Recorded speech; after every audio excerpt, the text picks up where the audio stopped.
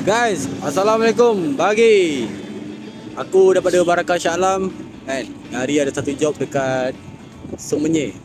Customer macam kereta BMW G20 buat cash. So customer urgent, lagi aku pergi terus lah. So korang nak tengok aku jalan kerja, mari. Tu, jom.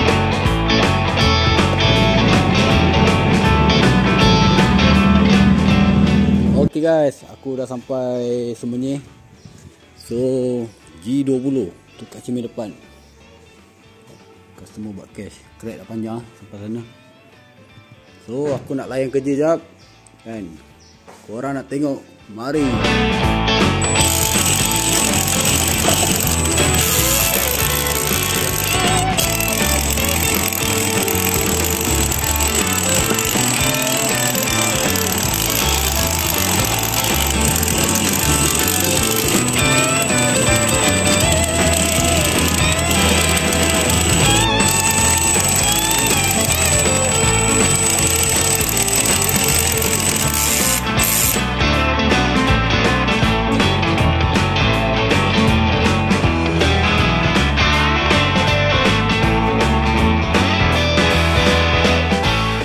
Okay guys, BMW G20 dah siap pasang.